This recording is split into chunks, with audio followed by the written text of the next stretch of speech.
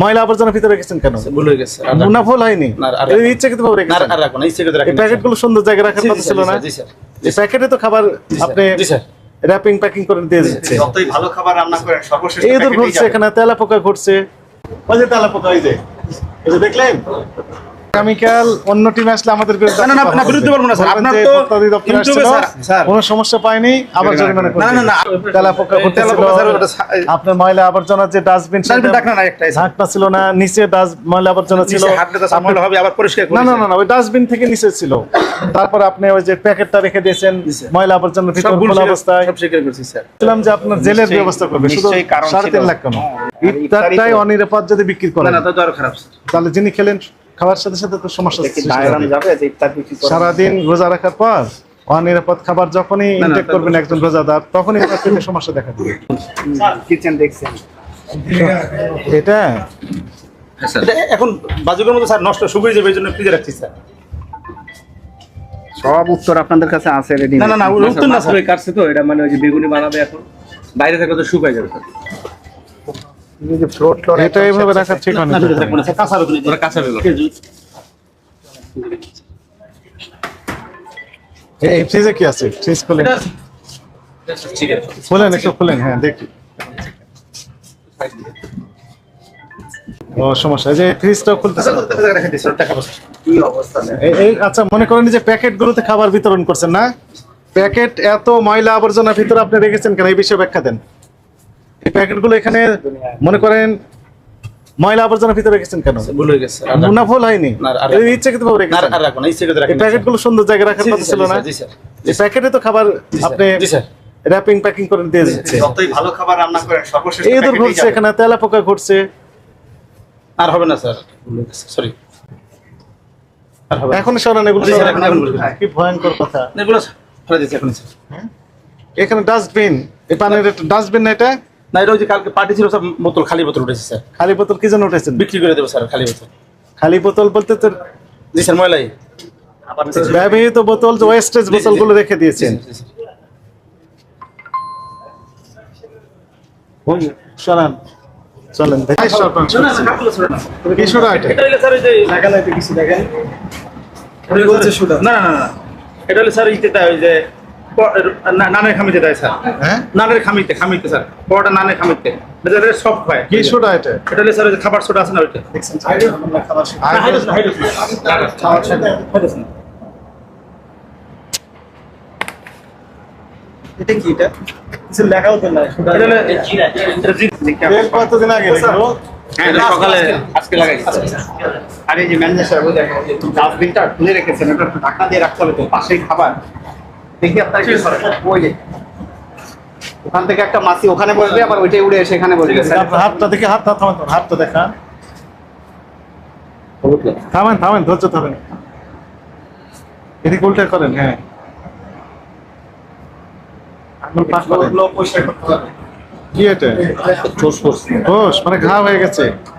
তেল খাবেন না? হ্যাঁ, ঘা হয়ে গেছে, সমস্যা আছে তো।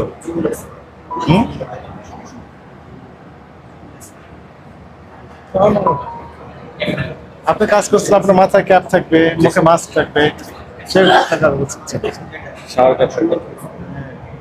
ওইখানে রেখে দিয়েছি, কয়দিন আগে দেখবো। ওই যে ওইটা বললেন, ডাস্টবিনটা মুখটা বন্ধ রাখা উচিত ছিল। আর তো আছে, আপনাদের ঢাকনা আছে? এগুলো রেখে দিয়েছেন এখানে। দেখেন আপনার ফ্লোর কিন্তু খুবই নোংরা। স্যার ওই যে অনেক লোক তো হাঁটাচলা করে স্যার, এটা নিচ দিকে কি? নিচে বাংলা স্যার। নিচে বাংলা, চলেন নিচে দেখুন। এটাও তো সমস্যা, আপনার এটার তো ঝামেলা আছে, আপনি বুঝতে পারছেন? তেলাপোকা, ইঁদুর ঠিক এখানে সমানে ঘুরতেছে এবং ময়লা পরে রেখেছে ম্যানেজমেন্ট ঠিক। ওই যে তেলাপোকা, এই যে দেখলেন? আসবে তো, কারণ এখানে ময়লা রাখলে তো তেলাপোকা ঠিকই আসবে, পরিষ্কার রাখলে তেলাপোকা আসবে না। এই যে আপনার ময়লা এখানেও রয়েছে, এই যে এগুলোতে রেখেছেন খোলা অবস্থায়, ময়লা অবস্থানের ভিতরে আপনি যে সবজিগুলো রেখে দিয়েছেন।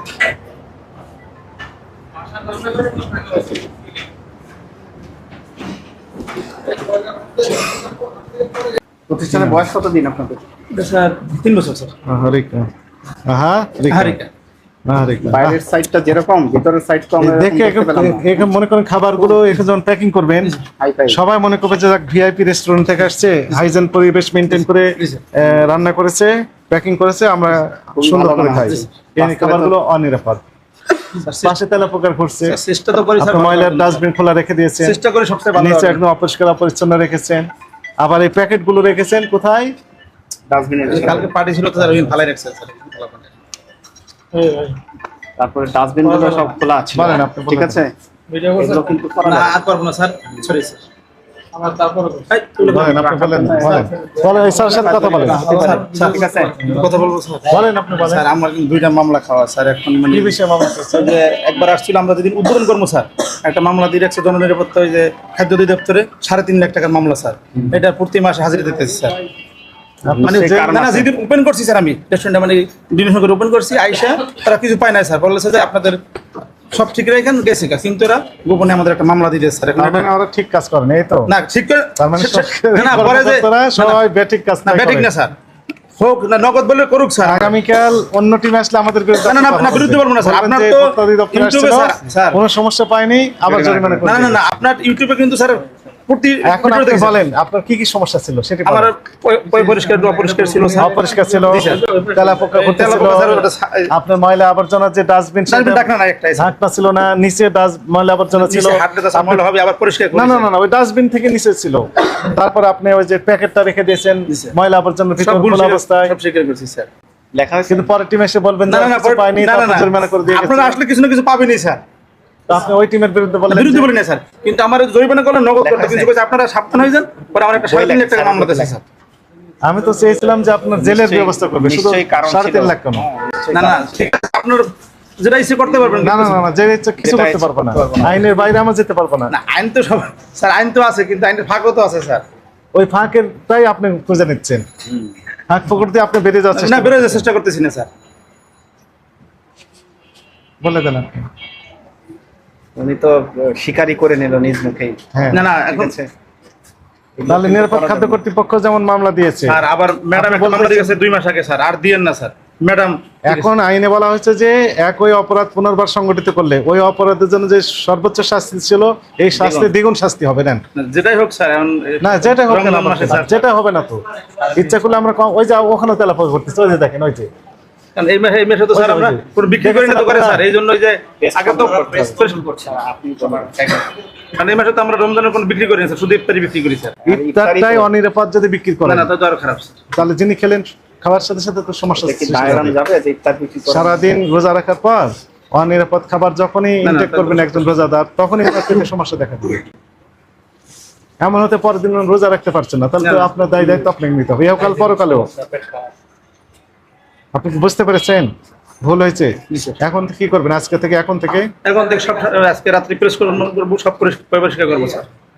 পরিষ্কার করবে। জি, স্যার। আপনাকে সতর্কতামূলকভাবে 10,000 টাকা জরিমানা আরোপ করা হবে। কথা বললে আমরা বাড়িয়ে দেবো কোনো। না ঠিক আছে, আপনার সাথে কিছুই বলবো না স্যার, এগুলো শর্ত আপনার একটাই, সাথে কিছুই বলবো না স্যার।